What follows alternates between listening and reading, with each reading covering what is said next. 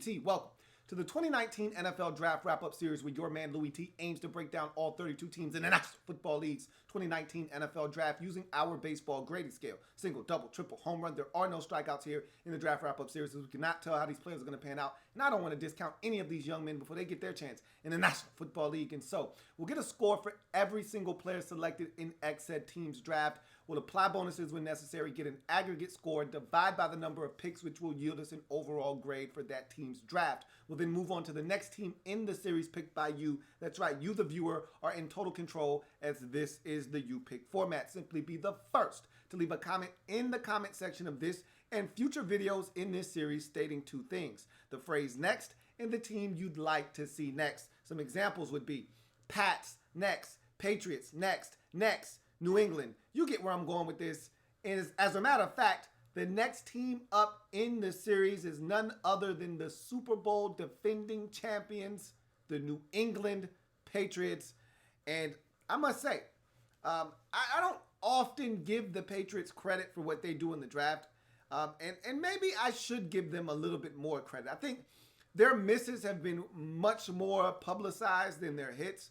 I think they do a really good job of drafting players in the mid-rounds. I think they do a lot of damage that goes I think it's unheralded what they do in the middle of the draft. The middle rounds is where the Patriots really do some serious damage. And when they hit big at the top of the draft. Dante Hightower is a big hit for them. He's a huge part of what they've done over the last 5-6 years or so, winning Super Bowls. Obviously, the one that sticks out the most is the 2016 Super Bowl victory over the Atlanta Falcons. They don't get that Super Bowl without Dante Hightower. And so they've had some hits in the first round, but generally their damage is done rounds 3 through 5, and they did it again. They did it again potentially in this draft with a lot of the talent that they were able to acquire. And I really liked what they did in this draft as a whole, but particularly in the mid-rounds. But I think what was even more publicized is what they did at the top of this draft, and I thought they were magnificent. And I said I don't give a lot of credit to the Patriots and what they do in the draft. This is one of those drafts where you just got to kind of take a step back and say, all right, they actually did a really good job here in this draft. And not only am I about to say something that I generally don't say about the Patriots, but I actually feel bullish about this, which is crazy. And it shouldn't be, because they're the Patriots and you expect them to win. But I will be shocked if they don't win the Super Bowl this year. If you want me to be bold and bluntly honest with you, this may be the most talented New England Patriots roster I've seen since the 2007 Patriots roster of Randy Moss and company that went, 17-0 before losing, or was it 18-0? I forget. Either way, they obviously were undefeated going into the Super Bowl, lost to the Giants. But I haven't seen a Super Bowl, I haven't seen a Patriots team, rather, this talented since that 2007 team. Like, this team is chocked full of talented football players. Offensively, how are you going to stop the New England Patriots this year? Imagine if Gronk comes back, say, week 8 or 9. And I really think that's a distinct possibility. I do not think Gronk is done. I do expect Gronk to come back at some point this year and play football for the New England Patriots. And if you add him to what they already have on this football team, I mean, this is ridiculous, the kind of talent that you're talking about in New England. From the running back position, the wide receiver group looks actually really good for the first time in a long time. You look at the offensive line. Yeah, they lost some pieces, but no one does it better than Dante Scarnecchia. We'll talk about him when we get into this draft. Defensively, I think they're loaded on defense now, and if some of these guys that they've been waiting on to hit potentially give them something, they get Michael Bennett, who still has a ton left in the tank, as we saw last year with the Philadelphia Eagles. This team is chocked, stocked, and ready to make a run deep into the playoffs. And like I said, I'd be shocked if they don't win the Super Bowl this year. Brady is Brady, and what has he done to make us think otherwise? You keep waiting for the other shoe to drop, and you're like, hey, the dude's 89. At some point, he's got to fall off of a cliff, right? And you think when it happens, it's not going to just gradually happen. It's going to happen all in one year, and it's going to just be very steep, that decline, sort of like Peyton Manning. You know how Peyton Manning was ripping the NFL to shreds in 13 and 14, and then in 15 he just fell off a cliff. I'm thinking that maybe that's what's going to happen to Brady, but do you feel like there are any signs of that coming to fruition anytime soon? So if he's still Brady, which we all have to assume he's going to still be Brady, this team is ready to make another Super Bowl run. And I honestly look at this roster and say, how is anyone going to stop them? So the reason I feel as bullish on the Patriots is because of this draft and the talent that they added onto the football team. So let's talk about that talent that they added in the 2019 NFL draft. And we start in the first round, 32nd pick overall, wide receiver out of Arizona State. Never, ever trust a man with two first names. N'Keal Harry is the pick.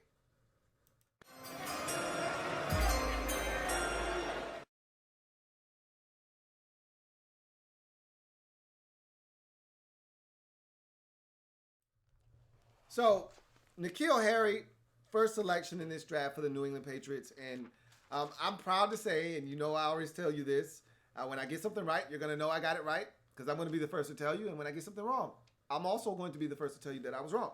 Well, I was right, and this is probably my one shining moment, my proudest moment as a mock draft prognosticator. Anytime you get a pick right, the exact team, the exact player, anything after 20, you should feel pretty damn good about yourself. I mean, you know, it's easy to predict the top 10, you know, and get 4 or 5 or 6 in the top 10 correctly. But when you start getting picks after 20 correct, right team, right player, you should feel really damn good about yourself. And, you know, sometimes there is a direct correlation. You know, you've heard this player rumored to this team, and you may be able to get the 27th pick right. I got lucky, man. I mocked N'Keal Harry to the Patriots at 32. It just made a lot of sense. And I didn't actually think it would happen, but I did it, and it happened. So, wow, look at that. I'm not going to break him down here. I've already done that. If you're looking for a thorough breakdown of N'Keal Harry, then check out my Draft Prospects 101 series on the Louie Tee Network. Go to the playlist section, type in 2019 NFL Draft Prospects 101, and there you'll find all the players able to break down prior to the 2019 NFL Draft.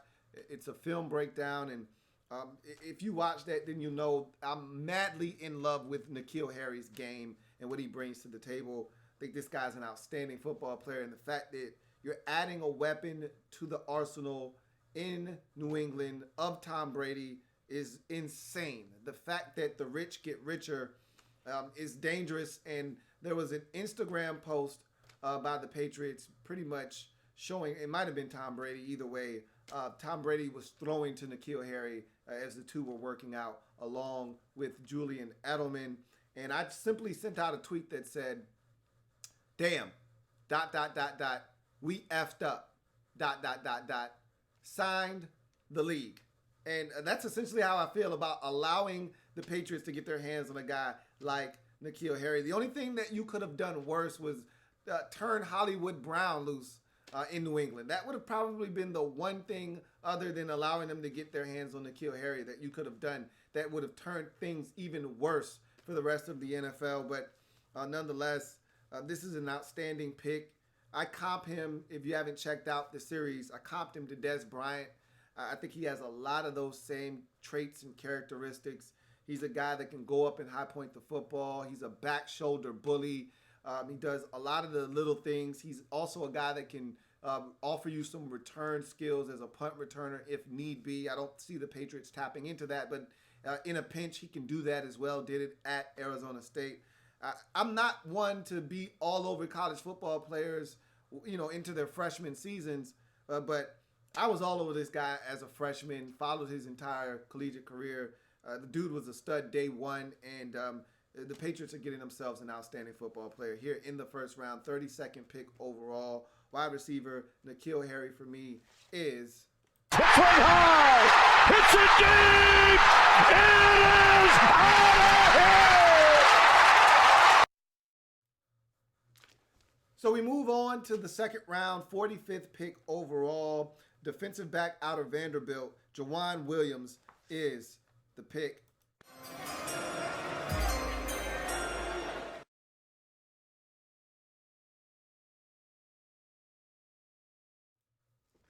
So when I look at this pick here, and let me give you a little bit of background. As you can see, I've got the Patriots needs in terms of the draft up in front of you. I put it in the order of most importance in my eyes. So tight end was the biggest need coming into the draft. The Patriots did not address tight end at all. So that lets me know that they're very comfortable with their draft or the tight end position coming into the draft and even leaving the draft. They ended up signing Benjamin Watson. Now he's going to be suspended the first 4 games of the season that was just released. He made a post on Facebook pretty much telling everyone he's going to be suspended for the first 4 games of the season. There was a rumor going around about 2 months ago when he was contemplating retirement that he was going to be suspended. No one really gave much credence to it because everybody thought he was going to retire. He then signed with the Patriots. Now he confirms what a lot of people were speculating, that he was going to be suspended and that was going to prompt his retirement, similar to Peyton Manning and his potential suspension, and he just went ahead and retired. He needed to anyway. He was washed up at that point, but I digress. Offensive line, another big need. Obviously, you lose your left tackle in free agency. He gets a massive payday, the biggest deal ever given to a left tackle in NFL history. Trent Brown goes to Oakland. So obviously there's a need at left tackle among other positions. I'm confident that the Patriots will figure all of that stuff out. They always do. And generally, Tom Brady is well protected, and they generally can run the football when they want to at will, as we've seen in the past. Wide receiver was a big need for me. Obviously, Julian Edelman was outstanding, was the MVP of the Super Bowl. But Josh Gordon's absence is one that you really need to plan for now. You can't expect this guy to stay healthy, 1, 2, stay out of trouble off the field. And so because of that, you've got to plan for him not being available. And so you need to move on.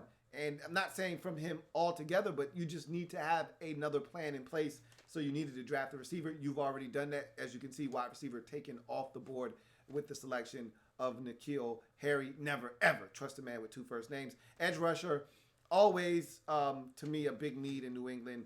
You were hoping that Derek Rivers would solve that for you. They really haven't gotten anything out of him. And so I'm waiting for the next great white hope in New England. There's been a long line of these guys that have come along and gotten 8.5 to 11 sacks for you in any given season and been really consistent, whether you're talking Banta Tully Kane or you're talking Rob Ninkovich or you're talking about Mike Vrabel. The list goes on and on of these great white heroes in New England off the edge getting pressure, and we don't know how they're doing it. I think you got a new guy in this particular draft to be that next guy in line to get pressure on the quarterback off the edge. Cornerback, look, I'm not a J.C. Jackson fan, okay? I thought you got away with that last year, but at some point, you've got to stop the madness. And so I'm thinking you're going to do something. You drafted Duke Dawson last year. I think he's more of a nickel for you.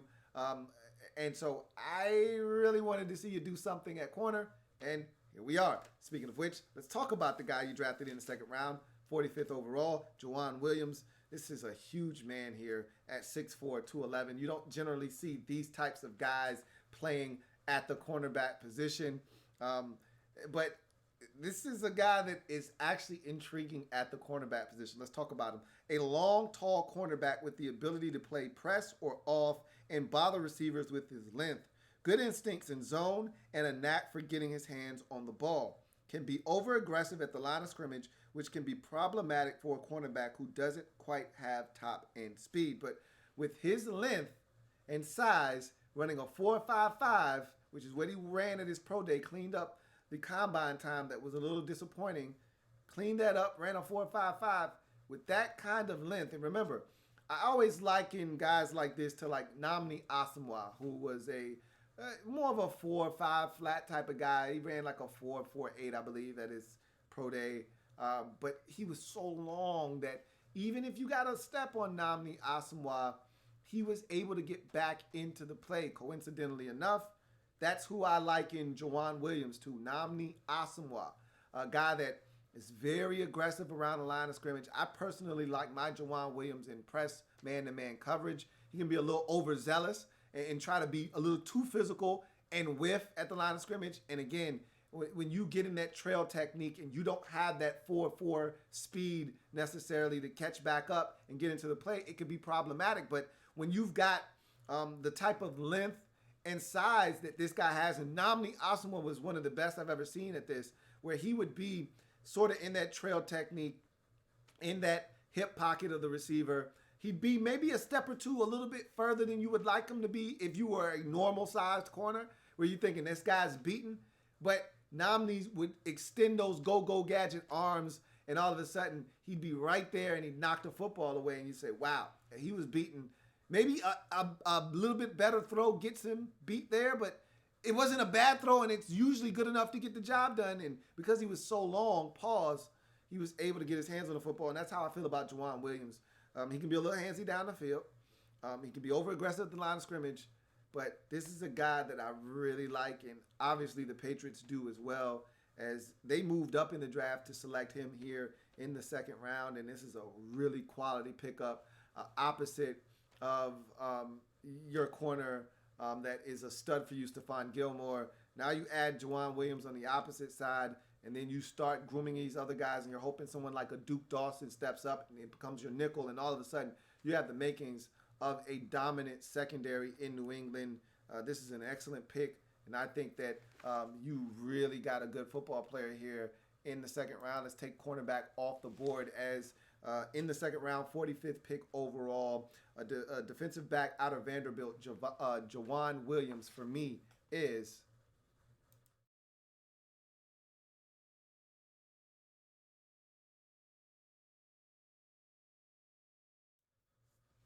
so we move on to the third round, 77th pick overall. Chase, edge rusher out of Michigan, Chase Winovich, is the selection.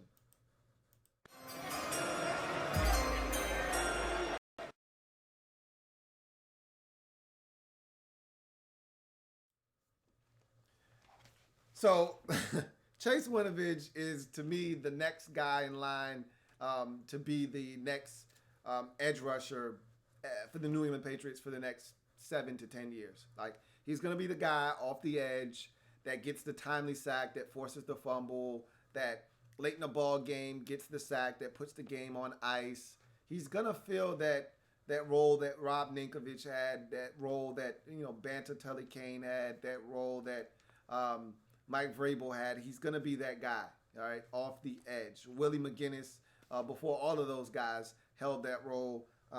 Winovich has that kind of ability. I didn't think he would be here for you in the third round. Just being honest with you, I had a second round grade on Chase Winovich, and I thought somebody was going to leap up and take him in the first round. I really thought Seattle was going to take him in the first round. That would seem like a Seattle Seahawks pick.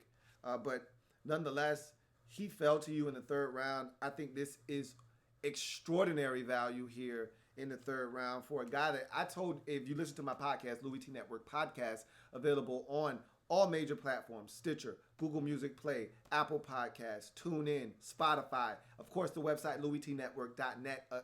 Check out the Louie Tee Network podcast. Great stuff, great content.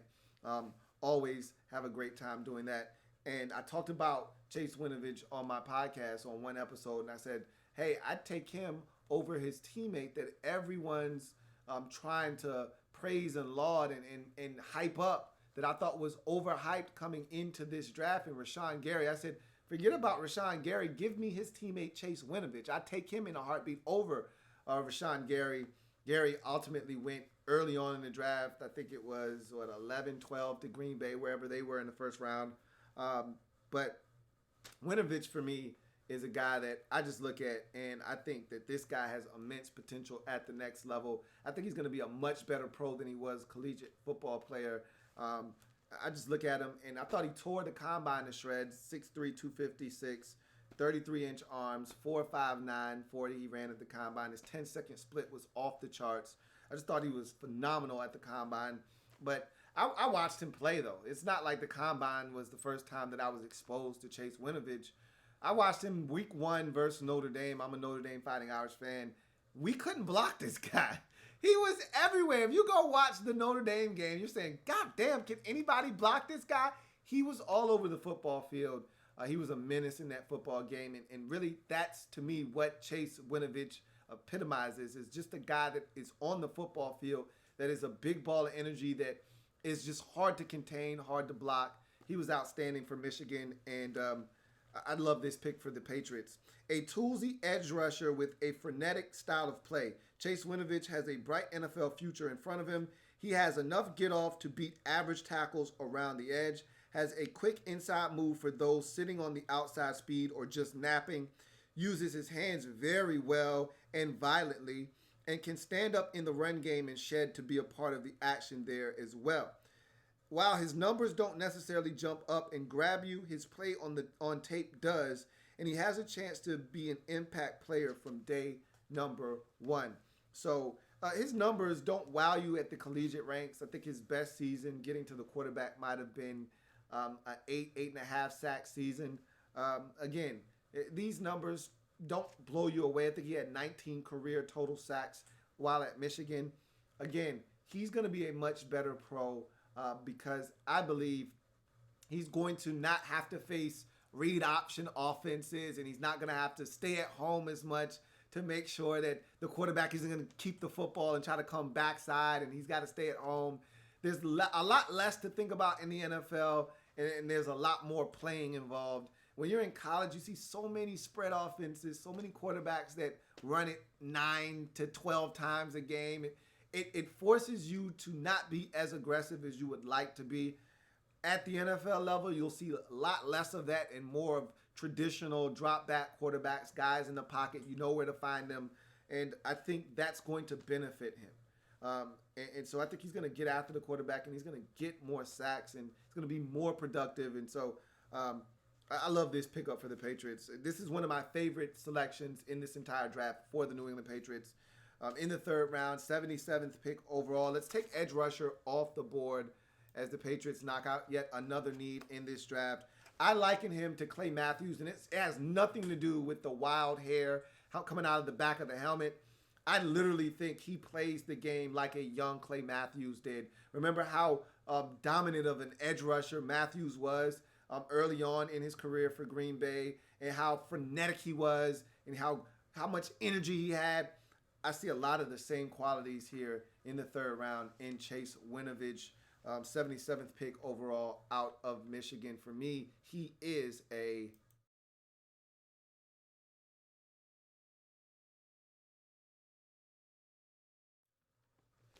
as we move on in this draft, another third round pick, and I think this is, like I said, the third round is where the Patriots really started to do some serious damage. I love what they did in the first and second round, don't get me wrong, but the third round is where they really started to do some serious damage with Winovich, and now this next player here, 87th pick overall, running back out of Alabama, Damian Harris is the selection.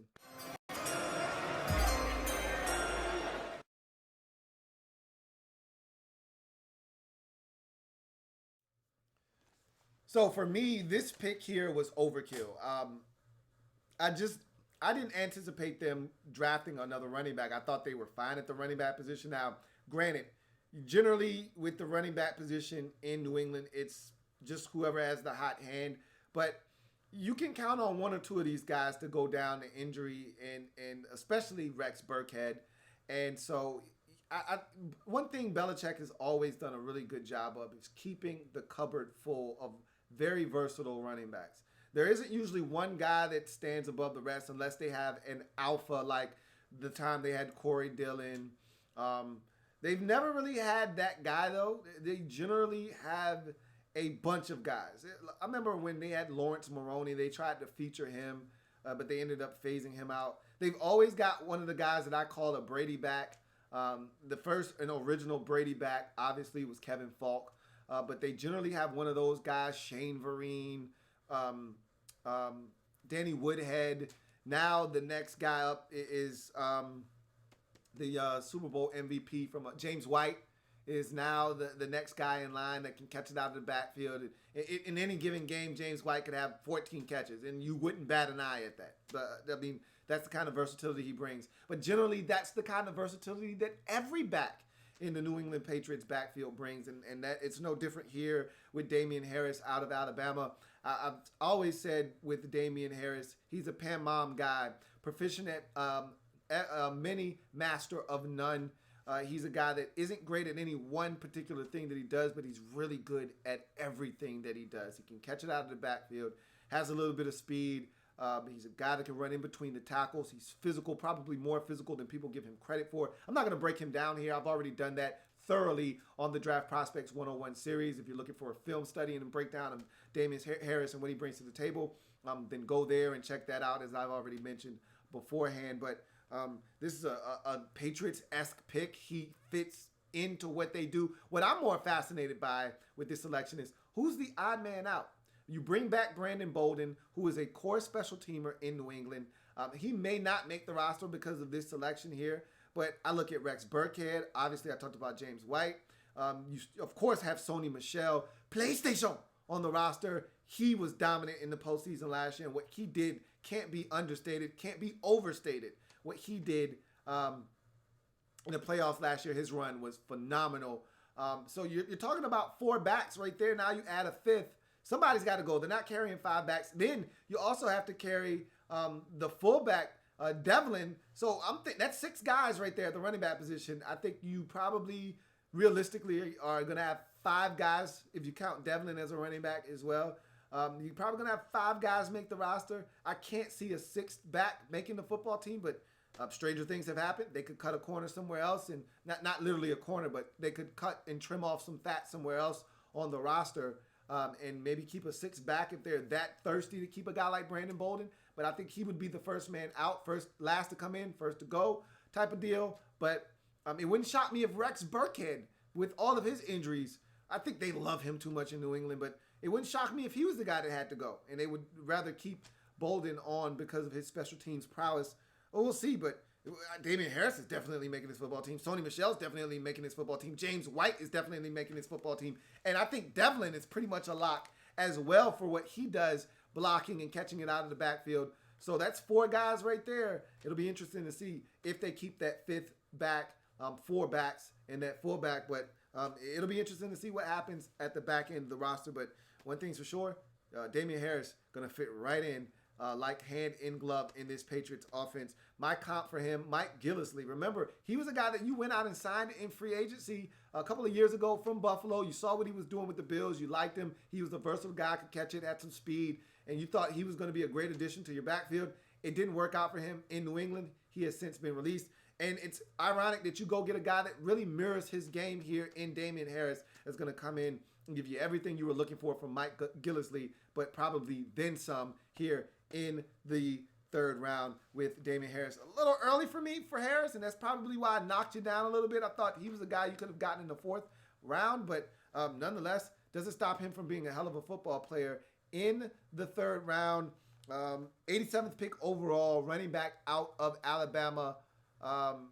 Damian Harris, for me, is.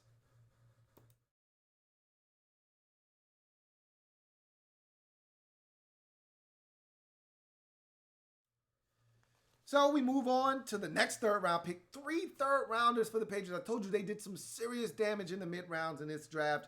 101st overall selection. Offensive lineman out of West Virginia. Yodny Cajuste is the pick.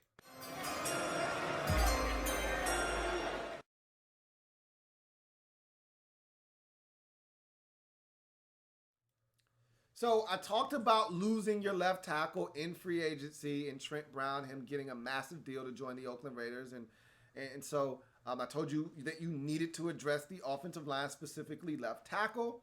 Well, you've done that here. So let's take offensive line off the board in terms of a need as you address it here in the 3rd round with Yodny Cajuste. Now, I've got my concerns about Yodny Cajuste and what he could potentially be.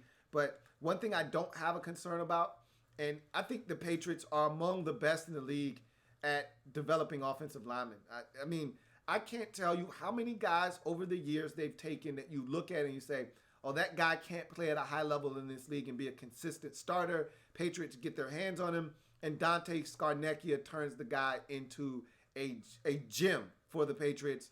There's a reason why Brady is upright every year. Yeah, it's great that Brady can read the field surgically and dissect teams like a 10th grader dissecting a frog and get rid of the football, and they run the quick pass game better than anybody in maybe NFL history. maybe Sands for Joe Montana and Bill Walsh in the West Coast offense, and they were the founders of it. But Brady's taking it to another level with the way he gets rid of the football. But also, Brady is protected in the pocket, and generally, Dante Scarnecchia is the mastermind behind it. I call him the OG, and really I call him the offensive god. All right, the God is what I call him. Dante Scarnecchia. I trust that whatever Bill Belichick and company brings to him, he's gonna shine it up and make it work for them. And I don't see it being any different with your next two selections in this draft, both offensive linemen. I have no doubts that these guys are going to be good. Why? Because I trust Dante Scarnecchia to get these guys to play at a high level. So 6'5", 312 pounds stands Yeti Kajust, 34-inch arm. So right now he's checking all of the boxes you look for in a left tackle in this league. Physically, Yeti Kajust has what it takes to be a starting left tackle in the NFL. He's got functional movement, long enough arms, and good size. He's got a very effective punch and does a fairly good job of staying in front of defenders. But while there's a lot of things to work with here, there are also some cons. His hand placement is very inconsistent.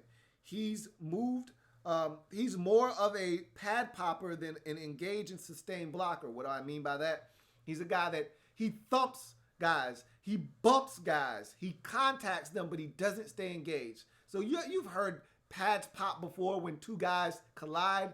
That's what you hear with Yeti Kajust a lot of times, but he doesn't sustain. His guy can end up making the tackle because he doesn't sustain. He doesn't lock onto that guy and contain that player. He usually just makes contact, initiates contact, and then that guy's free to do whatever he likes if that contact doesn't knock him off balance. He doesn't necessarily move men. He's more of a waller than a man mover at the point of attack, which is fine by me. I don't really give a damn what you do to guys as long as you keep that defender from getting to the ball carrier. And then there's the Carfax, all right? 15 missed games combined from 2015 to 2016, all right?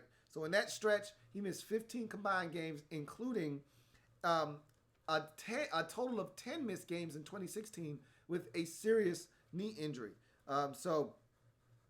He's a guy that has had some injuries in the past, something to keep an eye on, but he's been healthy to each of the last two seasons in 17 and 18, so that's a good thing. I really think that he's got the tools to be a left tackle in this league. And when you got your hands on Trent Brown, I didn't think he was left tackle material in this league, and you saw what you guys were able to do with him. Nate Solder, to me, wasn't all that great. You saw what you guys did with him. The list goes on and on and on. Matt Light, I thought, was an average tackle. You got your hands on him, and he was outstanding for you.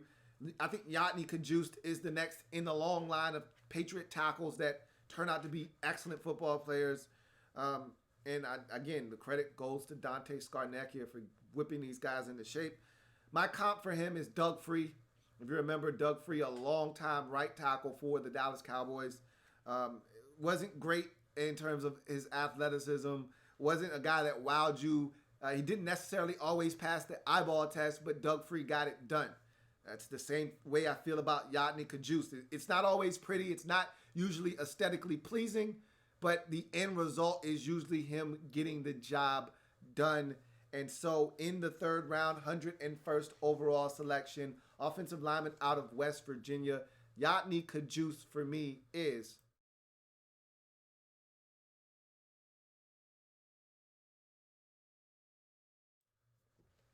So we move on to the fourth round now.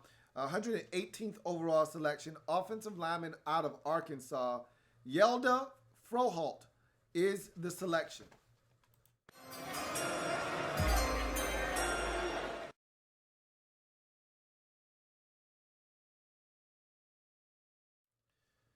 So Yelda Froholt is a guy that is really intriguing. Obviously, he's from somewhere other than the United States with that name. And first of all, how the hell do you get Yelda out of the way his first name is spelled? I was absolutely floored when I learned that it's just Yelda. I'm like, Yelda? That's how you say that? Cool. All right. He's from Denmark. And this is a guy that obviously came to football late. I don't think Denmark is at the top of the list of popular sports over in old Denmark. And so he came to the U.S. in his junior year as an exchange student. And I think he started to take to the game of football, was playing on the defensive side of the football initially, made the switch over to the offensive side of the football. And I think he's still growing as an offensive lineman. He's got some deficiencies, but I really like this guy. Let's talk about old Yelda. All right. 6'5", 306 pounds, 31-inch arms. That's usually a red flag there. Really, really short arms. A foreign exchange student from Denmark. Froholt was recruited as a defensive lineman and played there for one season at Arkansas before making the switch in 2016 and starting 37 straight games at either guard or center to wrap up his career. While far from a finished product and lacking the desired length to make a permanent home at guard, Froholt's movement skills, grit, and evolving technique make him an intriguing interior offensive lineman prospect with tremendous versatility and upside. I think this is a guy that the Patriots looked at and said, hey, Dante, you get your hands on this dude and you could turn him into a whale of an interior offensive lineman. I say you stick him at guard and give him a chance there. If I'm the Patriots, I wouldn't hesitate to put him at center either. I think he's probably more suited to play center with his shorter arms than guard at the next level. And I think he's going to make a damn good center guard. Wherever the hell you put this guy, I think he's going to be successful. I watched him in one particular game that blew me away. Obviously, the measuring stick for anyone in the SEC. If you play in the SEC West, I want to see what the hell you did against Alabama, because every year they're sending 2 or 3 defensive linemen to the league via the draft, and 1 or 2 of those guys are going to be first-round picks, and they're going to be elite. And this year was no different. And more so than the other years, they had someone that was truly elite in off defensive lineman Quinnen Williams. And so anybody that went up against the Alabama Crimson Tide, especially interior offensive linemen, not so much the edge rushers this year. They didn't have anybody that scared you off the edge necessarily, but those interior defensive linemen were held to deal with, especially Quinnen Williams. I thought he really held his own and at times even kicked Quinnen Williams' ass. That's how impressed I was with what he brought to the table. So I look at Yelda Froholt and I say to myself, why can't this guy get it done at the next level? It's ironic that a guy that played against Quinnen Williams, you draft, and he's going to have to play against Quinnen Williams some more if he, in fact, makes this Patriots roster and then cracks the starting lineup. Williams obviously drafted by the Jets. He'll be able to see him twice a year. I thought he held his own, man, and at times even dominated and won that battle versus Quinnen Williams. That was an impressive game versus Alabama for Froholt, and if I'm the Patriots, that's probably the game that sold me that he could get it done at a high level. And so I liken him to a guy that used to play in New England and did a really good job for you in Brian Stork. I see a lot of those same qualities here in Froholt, and I feel like he can really anchor the center and pivot position for you moving forward. Really like what he brings to the table, and I think the Patriots may have gotten themselves a gem here and unearthed a gem here in the 4th round. I probably like him more than most, but that's my prerogative here in the 4th round, 118th pick overall. Offensive lineman out of Arkansas. Yelda Froholt, for me, is...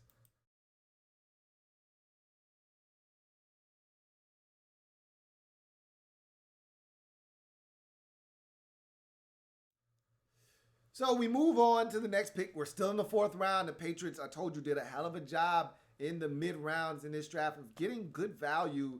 And I think they got good value here with this next pick as well. 4th round, 133rd overall selection. Quarterback out of Auburn. Jarrett Stidham is the selection.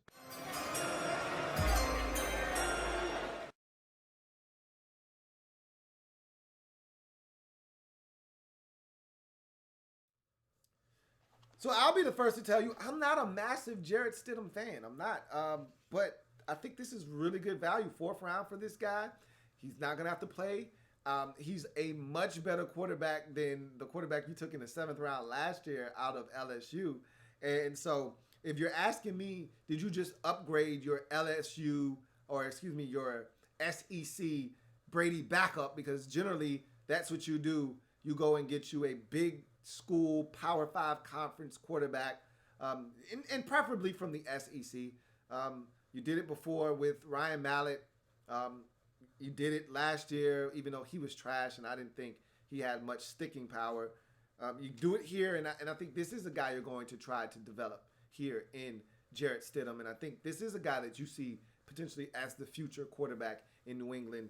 And I'm not necessarily, like I said, the biggest Jarrett Stidham fan, but he's shown the ability to have the potential to be a very, very intriguing starter. The inconsistencies are just too much for me to overcome. He dealt with some issues at Auburn in terms of the offensive line in 2018. First of all, he had to overcome what is a bubblegum high school offense under Gus Malzahn. So there are a lot of things that I didn't love, but in any event, this is an intriguing pick here in the 4th round for a guy that's going to have a chance to develop under one of the greatest to ever do it in Tom Brady. I'd say this is a really good landing spot for Jarrett Stidham. A disappointing 2018 season on the heels of a successful 2017, which culminated in a run to the SEC championship. Without the crutch of a dynamic run game, they had Petaway and Johnson in 2017. Both left Auburn after that season. And a stable offensive line. They lost Braden Smith to the draft in 2017 as well. Stidham was under siege. Oftentimes, he holds on to the football too long. So it was a combination of that offensive line just wasn't up to the task in the SEC. But then also there was a little bit of him holding on to the football. One of these quarterbacks that likes to see it before he lets it go, doesn't anticipate very well. And generally that gets you in trouble, not just in college, but especially at the NFL level. He has a live arm and some mobility, has shown toughness and did so in 2018 in spades because he got his ass whooped behind that offensive line at times. I didn't love the offense that he was in, as I mentioned already. That Gus Malzahn offense is trash to me. But inaccuracies and inconsistencies could be his undoing in the NFL if not cleaned up. The beauty of it is he doesn't have to play anytime soon. We don't see Brady slowing down, at least for the next 2, possibly 3 years. And so it'll give this guy some time to develop, and maybe when his number is finally called, he'll be ready to rock and roll. But again, I'm not the hugest. Is that even a word? I'm not the biggest. I'm not the biggest Jarrett Stidham fan. My comp for him is Nick Mullins, the San Francisco 49ers quarterback out of Southern Miss that I think really gave himself a chance to stick on an NFL roster moving forward. Last year with his play for the 49ers decimated by injuries, he got an opportunity and he did not disappoint. And so I think he's going to be a backup quarterback is Nick Mullins. And I think Jarrett Stidham, when it's all said and done, is going to end up being a career backup quarterback as well. But he's going to get a chance to start potentially. If not in New England, we've seen plenty of guys get opportunities elsewhere to start, whether it be Jacoby Brissett in Indianapolis with Luck out. Obviously, Jimmy Garoppolo, Jimmy G is probably the biggest prodigy to come out of there. But we've seen many of guys get an opportunity. Ryan Mallett in Houston. The list goes on and on. Brian Hoyer, Billy Ho, as I call him, back in New England last year. But he got a chance in Cleveland, among other places, Houston. So it wouldn't shock me if Jarrett Stidham was the next guy that saw the early portion of his career whittle away behind Brady and end up getting traded elsewhere, and the Patriots parlay him into a draft pick down the road. We will see, but this may actually be where the buck stops, and he may actually have to play in New England, and we'll see. But nonetheless, 4th round, 133rd pick overall, Auburn quarterback Jarrett Stidham for me is, and oh yeah, by the way, took care of another need. Thought quarterback was one you needed to address. You did that. Let's take it off the board, and here's his score.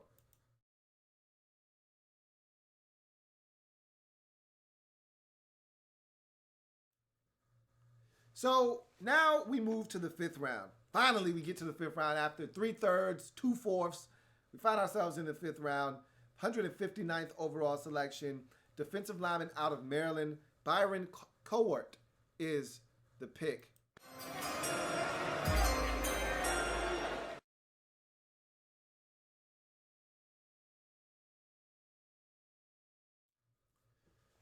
So Byron Cowart is a very intriguing prospect for the New England Patriots here in the 5th round. 6'3", 298 pounds, 34-inch arms. This guy was a former #1 recruit in the nation by several publications in 2015, coming out of high school. A lot of teams, a lot of colleges, a lot of schools were really after this kid, and for good reason. When you watch him, you see that there is some talent here. I think there was a little bit of an issue with confidence. He transferred. He started out his career at Auburn. It didn't work there for him. He believes it didn't work there because of a coaching switch. Will Muschamp was the guy that recruited him to Auburn. He ends up in South Carolina just 1 year into Coward's career at Auburn, and it seemed to go downhill from there for him. He wasn't receiving a lot of playing time. As a matter of fact, the guy was barely seeing the field. He then ended up transferring to a JUCO, parlayed that one season of JUCO play into a trip to Maryland, and he had his best year of his collegiate career, and decided to jump ship. Had one more year of eligibility. Said, "No, I'm good. I haven't had enough turmoil in my collegiate career. I'm ready to go jump and be a pro." And so that's exactly what he did as he gets drafted here in the 5th round. Let's talk about him, though. There's obvious talent here, but a disappointing collegiate career and numbers that don't support the talent don't bode well for a former #1 recruit. Still, even after the transfer from Auburn to community college, then to Maryland, Coward shows flashes of the player that had colleges scrambling to recruit him. His athleticism is apparent once he gets free, as he closes to the ball carrier extremely quick. He started the point of attack with the ability to shed and get to the ball carrier, possesses some quick inside swims and rips that should aid him at the next level. While he played defensive end at Maryland, he'll be a defensive tackle in the pros. His consistency has to match his talents if he wants this selection to be more than just a 5th round flyer. So I look at this guy and I see the potential. I see the talent. I see why teams wanted him on their roster in college, but you just don't see enough of it. You know, snap in, snap out, you don't necessarily get the flashes of brilliance that you see from this guy from time to time. And the numbers don't, to me, back up the talent that I see from time to time.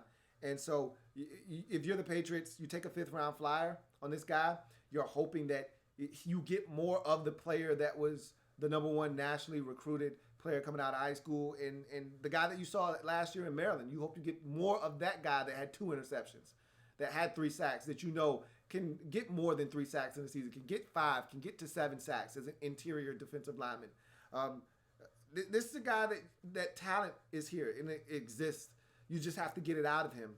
And he's in the right place in New England, that's for sure, where really talented football players, they blossom in New England. I've seen guys that I said, man, the numbers don't necessarily tell the story, but this guy's really talented. You know, like a Trey Flowers is a prime example of a guy that I thought in the SEC, not getting enough credit for the way he plays, goes to New England and really plays well for them. He could be one of those guys, similar to Trey Flowers. We'll see. But my comp for him, Robert Kimdiche, remember the former 1st round pick of the Arizona Cardinals, was this big-time stud, had some issues at Ole Miss, gets to the league, has underperformed, but we know the dude is uber talented. Did have a career-high 4.5 sacks last year, did Kimdiche, and you're thinking maybe he's on the cusp of starting to break out, but the talent is definitely there, and I think it's definitely here for Byron Coward here in the 5th round, 159th overall selection. Defensive lineman out of Maryland. Byron Coward for me is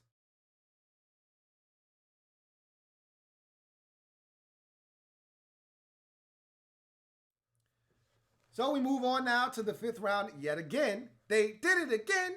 So if you're looking for rounds 3 through 5, 7 total selections for the Patriots in rounds 3 through 5. That's how you dominate the draft. That's how you kick the draft's ass right there. That's where you get your most value, in rounds 3 through 5. That's what the Patriots did here, wrapping up their 5th round selections with the 163rd pick overall. Punter out of Stanford, Jake Bailey, is the selection.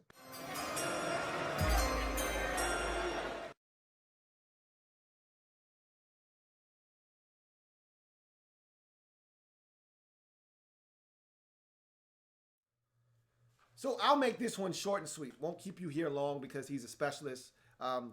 He's a punter, and there was much to do of nothing about this pick in the draft. Not because the Patriots took a punter, not because this guy is super effective or ultra talented. It's because he was right-footed. And throughout Bill Belichick's career, he's always had a left-footed punter on his roster. Now, this guy isn't automatically going to win the job. He's going to have to come in and earn it. But he's right-footed. And they've had the penchant to do this. I had read an article somewhere that talked about the Patriots, and generally when they get their place kicker, who usually doubles as their kickoff specialist, when that guy gets to like year 7 or 8 and they get up there past the age of 30 or whatever, they generally like to bring in someone with a younger, fresher leg to preserve that of their field goal kicker. They did it with Vinatieri. They brought in a younger kicker to kick off the football, to relieve Vinatieri of those duties. They're doing that here with Stephen Gostkowski. We saw just how important Gostkowski was in the Super Bowl. You could argue without his clutch kicking. Yes, I think he did miss a kick in the Super Bowl, but he made some big field goals, including the one to cinch the game and put it away. Without his field goal kicking, you could argue that they don't win the Super Bowl last year. And Stephen Gostkowski has been really good for the Patriots over the years. And so they want to preserve that leg. They want to bring in a younger, fresher leg to kick off and take that duty away from him and take that off of his plate. And so Jake Bailey's going to have a chance to come in. He was very prolific at Stanford, kicking the football on touchbacks, on kickoffs. And so as long as you follow the rules to the game, and you know the rules to the game, all right, don't select any specialists before round 5. Round 5 or later, I have no problems with you selecting a punter, a kicker, or a long snapper. If you feel like you have to get one of those guys and there's one talented enough in the draft to your liking, if it's 5th round or later, you follow the rules. That's my only prerequisite. You did that. You checked all the boxes. I have no issues. Here in the 5th round, 163rd pick overall, punter out of Stanford, Jake Bailey for me.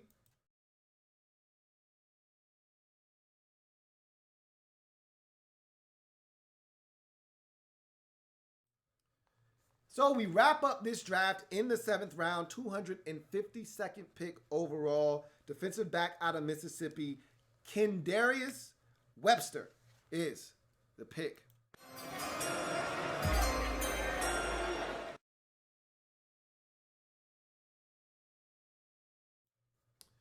So Ken Webster is 5'11", 203 pounds. I'll make this very quick. 4'4", 340, 43-inch vert, 11-inch broad. So the guy is very, very explosive and athletic. That being said, he's a smaller corner. I watched him get bullied a little bit on the outsides. I don't think that's where his home would be at the next level. I think he would be more of a nickel, and I think that's what he's going to have to be if he wants to make this team.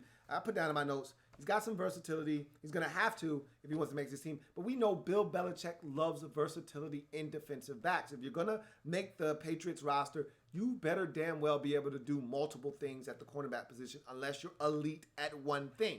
Well, Ken Webster isn't elite at any one thing, so he better be able to play out wide, nickel, safety, and better be a damn good special teams player. I think that's what he's going to have to do if he wants to crack this roster. One thing I can say about Ken Webster, not afraid to mix it up and tackle. Saw a guy that was physical in that regard. I saw a guy that wants to get in the face of receivers and press them at the line of scrimmage. There's something to that, but he's also a guy that can get beat off the line of scrimmage. Despite the 4.43, I saw guys smoking him off the line of scrimmage, and better balls would have had him beat. But he's feisty. He doesn't give up on a play. He got beat over the top on one particular play that I saw, and he was able to stick his hand in the cookie jar at the end of that play, rebound, and knock it free to force an incompletion on what would have been about a 45-yard touchdown strike. So he didn't give up on that play. That's the kind of feistiness and determination that he's going to need if he's going to crack this 53-man roster. I don't see him making your football team, to be honest with you, but he's going to have a shot because he got drafted. We'll see what he's able to do with the opportunity that he's given. Look, there's nothing etched in stone at the cornerback position with the Patriots, and if you look at their roster, generally they list their defensive backs as defensive backs. You don't generally see corner or safety. They're just DBs. Why? Because you have to be versatile. Only the guys that we look at and All right, like Patrick Chung is a safety. They love Patrick Chung. His versatility has been instrumental in the success of the Patriots in that secondary. You know what you're getting from him. He's a safety through and through, can come down in the box, can drop over the slot. They love Patrick Chung's versatility. If you're going to make this roster, you better have versatility. And so if Ken Webster wants a chance to make this roster, he's going to need to be versatile. I don't see that happening. And because of that, in the 7th round, 252nd pick overall, defensive back out of Mississippi, Ken Webster, for me, wrapping up this Patriots draft is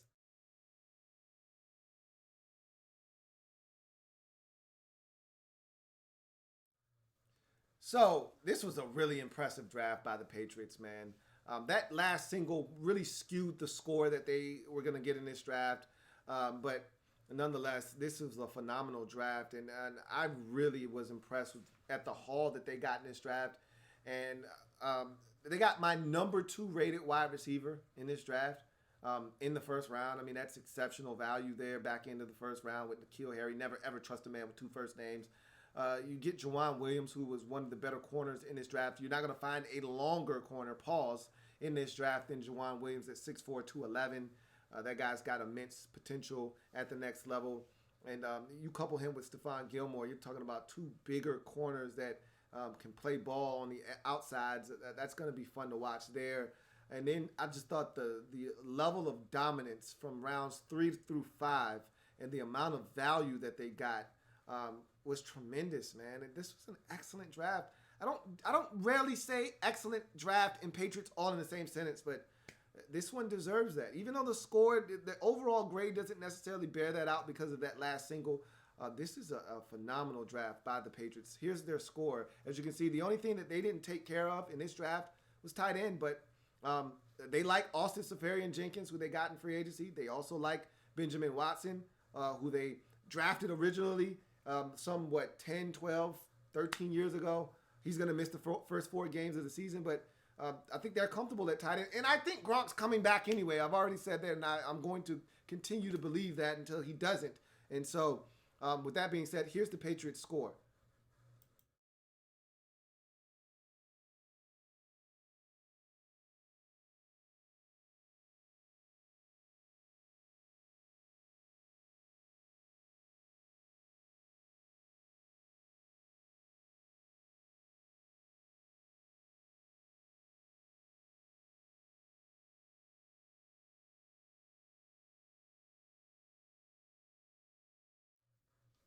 So that's going to do it for the New England Patriots in their 2019 NFL Draft wrap-up. Of course, I'm your man, Louie Tee. Thank you for joining me. If it's not your man, T, it's not the best NFL coverage it could be. Remember, check out the Louie Tee Network podcast. Make sure you rate and review the podcast if you're able to check it out. Also, make sure you subscribe to the Louie Tee Network if you haven't already done so. More great content on the horizon. Going to break down all 32 teams in the National Football League's 2019 NFL Draft. In addition to that, I break down all 32 teams in general and do live streams with the games and everything. If you aren't familiar with this channel, get familiar with the Louie Tee Network.